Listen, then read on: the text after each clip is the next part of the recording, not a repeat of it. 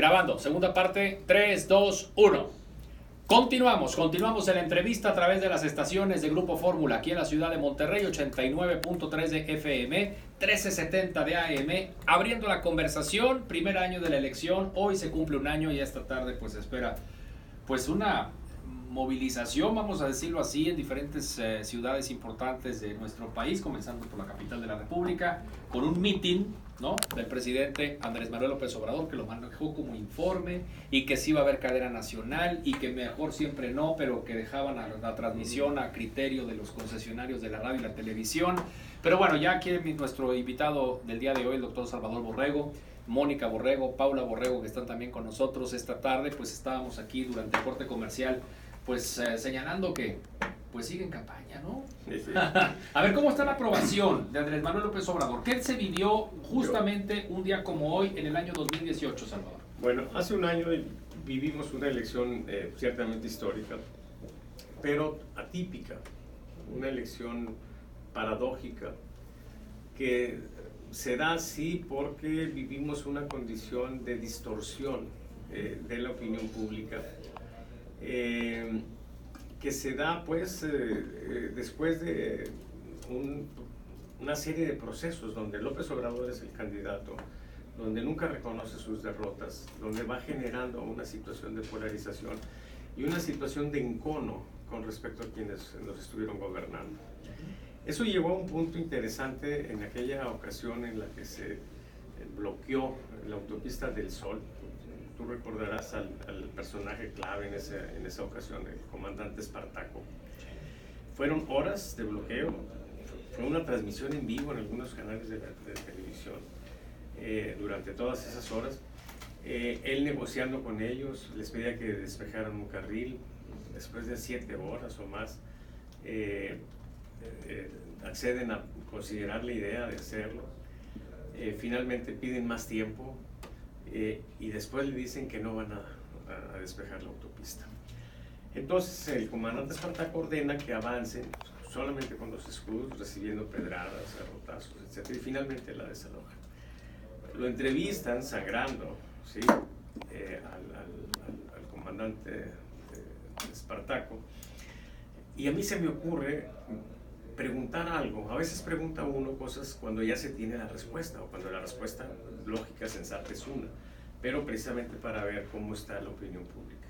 Entonces yo pregunté a la gente, en aquel entonces medía diariamente con toda la opinión pública nacional. Y les pregunto, ¿consideras que el desalojo de la autopista fue un acto de represión? Yo esperaba que, pues, a lo mejor 2%, 3% me dijera que sí. Bueno, 40% de los mexicanos me dijo que era un acto de represión. Y eso es absurdo. Sin embargo, bueno, a ese grado de distorsión, todo lo que hiciera el gobierno estaba mal. Y todo era malo, todo era represión, etc. Entonces, en ese contexto llegamos a una elección paradójica. López Obrador le ofreció a la gente algunas cosas que sí quería, como combatir la corrupción, pero otras cosas que la gente no quería, como la amnistía a criminales, como la cancelación del aeropuerto, como cancelar la reforma educativa, cosas muy importantes. Muy serias, ¿no? Y esa situación paradójica, ¿sí?, donde la gente desestimó eso, o sea, la gente que estaba votando por alguien que proponía cosas que no deseaba, nos lleva al esquema este de decepción de sectores importantes. Algunos han tenido elementos nuevos para la decepción, como los sectores académicos, los sectores artísticos, culturales, etc. Pero los niveles de popularidad se explican por lo siguiente. Siempre que hay una elección se da algo que yo he llamado el bono de la miseria. O sea, todos los pobres, ¿sí?, aprueban a los gobernantes, no importa de qué signo sea. Alguna vez un psiquiatra nos explicó esto, utilizando la escala. La pirámide de Maslow. la pirámide de Maslow. Okay. Él decía, la gente que está abajo no tiene ese tipo de cosas y él ya tiene todos los problemas del mundo. Si tú le preguntas, apruebas a este gobernador de un partido, a este presidente municipal de otro partido, a este presidente de la República de otro partido, te va a aprobar a todos. Y entonces lo que tenemos nosotros es eso. Pero además, es cierto que a nivel global la estimación es la misma, casi la misma para López Obrador, pero la composición ya es diferente. Cuando él gana, sectores como la gente que tiene más educación no eran debilidades y ahora ya empiezan a hacerla. y algunas gentes, sobre todo los más pobres, los de menos educación, ahora son fortalezas más sólidas. O sea, la composición de fuerzas se está modificando. Se ha modificado, mucho. Pero en el total, en el gran en el total está igual, pero no es lo mismo claro. Tener el mismo nivel global haciendo intercambio de coroneles y generales por soldados rasos, porque es gente con más de 15 años de estudios, gente politizada, gente que está en internet la que está perdiendo, y eso se refleja pues claro en las redes, donde tú dices cómo es posible que una persona que se vea sin las redes tenga ese nivel de popularidad. Eso explica la paradoja. Bien, entonces en resumidas cuentas, López Obrador, ok, digamos que los pobres tienen más apoyo del sector menos favorecido o del sector de clase socioeconómica baja, y de los sectores de mayor educación y clase empresarial ha disminuido el apoyo, pero en el total es más o menos el que tenía hace un año. ¿Mónica? Sí, y sin entrar mucho en clases económicas y sociales, vamos a generalizar, o sea, vaya, el común es gente que tiene una ausencia de pensamiento crítico por condiciones tanto educativas como económicas, como acceso a este tipo de cosas. Ahora, este perfil de personas también son gente muy dadas y muy propensas a acudir a esquemas religiosos. Y es un esquema al que ahora el presidente está acudiendo. Son presas muy fáciles para este tipo de organizaciones estilo secta. Entonces, ahora este es el esquema que vemos que está. Entonces, sí, siempre se ha dado el bono de la pobreza en todos los gobiernos, pero ese bono de la pobreza los tienen las religiones, las sectas, y han hecho cosas terribles. Entonces tenemos esta población, pero con una efervescencia que no habíamos visto en otros gobiernos. Entonces eso puede hacer la diferencia. Okay. Y lo vamos a ver ahorita en la tarde, ¿no, Salvador? Sí, claro, por supuesto. O sea, esta tarde. A ver, yo quisiera comentar acerca de la metodología que ustedes utilizan.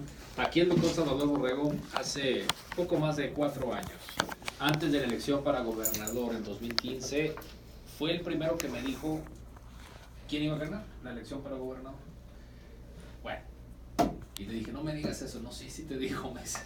Entonces, bueno, no se equivocó Salvador Borrego, ¿no? Y era en el momento en donde otras encuestas todavía no ponían al hoy gobernador de Nuevo León en esa posición. Pero bueno, eso tiene que ver con la metodología que ustedes utilizan en Saba Consultores para hacer una medición, ¿no? A ver, ¿qué es lo que utilizan, Salvador? Y ahorita que Paula también en la base estadística nos explique. La encuesta requiere que la población que se estudia no cambie, ¿sí? Y fue muy útil hasta hace unas 2 décadas. El problema es que los celulares y la internet generaron un dinamismo en la opinión pública que hace ya inadecuada la encuesta. Entonces es necesario migrar a otros ámbitos de la estadística, como el control estadístico, que está diseñado precisamente para fenómenos dinámicos. Lo que hicimos nosotros fue adecuar esas técnicas precisamente para capturar. Y entonces logramos algo que tiene que ver con lo que tú estás diciendo, la anticipación. En realidad, algunos clientes dicen, tú te adelantas a las cosas, y yo digo, no, es que yo me adelanto, es que los demás se atrasan, ¿sí? Entonces, vemos cosas porque ya las podemos ver y ellos van a tardar 1 semana o 2 quizá para entenderlas o para verlas, si es que tienen buena suerte. Entonces, bueno, todo lo que hemos hecho pues es hacer esa adecuación. Hizo un trabajo desde el 93 que empezamos con esto. Sí. Hemos publicado un libro, más allá de la encuesta política, y estamos por publicar un libro que se llama Los monitoreos y las cartas de navegación política de Saba. De hecho, estamos, antes de que se acabe el tiempo, Sí, claro. De hecho, estamos en un esquema de preventa, y hay gente que ya está participando. Estamos vendiendo cada ejemplar en 1,000 pesos, y por cada 100 que se junten hacemos una encuesta que vale 150 a nivel nacional, para ir teniendo más información de esto, ¿verdad? Entonces, pues ahí vamos. Para hacer sostenible el tema de la medición y la encuesta, ¿no? Sí, y para que sea financiado por la misma gente y no por algún partido que va a querer tener esa información en exclusiva. Que eso la idea aquí es que sea que da mayor legitimidad. Bueno, aquí está sí. Paula Borrego, hija del doctor Salvador Borrego, experta en materia estadística. Cuéntame esas gráficas que veo así con cualquier cantidad de información, Paula. Bueno, pues nosotros... Como parte de la metodología que ustedes siguen. Como ¿sí? mi papá lo dijo, usamos los monitoreos de control, y entonces esto lo que nos hace es contextualizar la información. Entonces, si nosotros tenemos un dato, ¿cómo sabemos si vamos mejorando o empeorando? Y es precisamente para lo que necesitamos los diagramas, porque esto está contrastando justamente con el pasado reciente. Como comentaba mi papá, no estamos comparando con el año pasado, cosas que ya no tienen sentido en este contexto, sino justamente con ayer, con la semana pasada, con la medición anterior, para poder tener un contexto si estamos mejorando o estamos empeorando, y poder ver qué variación es la que viene por el mismo proceso y qué variación ya está saliéndose de los niveles normales. Y esto es precisamente lo que da la parte preventiva a lo que hacemos nosotros. O sea, es anticiparse, o como dicen nosotros, se retrasan, dices algo. Sí, una idea pues que viene desde Aristóteles, que decía que la naturaleza generaba personas con la capacidad de la razón y la prevención, y que estaban hechas para gobernar, ¿sí? Y luego todavía hace como 500 años, Nicolás Maquiavelo, que nos dice que lo que todo príncipe prudente debe hacer es anticiparse con todos los recursos a su alcance a las cosas. Porque, decía Maquiavelo, si anticipamos algo, tenemos una posibilidad de atender las cosas de manera mejor, rápida y más económica. Él lo comparaba con la tuberculosis, la tisis, decían entonces, que al principio es difícil de diagnosticar, pero fácil de curar. Y después se evoluciona, es muy fácil de diagnosticar, pero casi imposible de curar, o imposible de curar.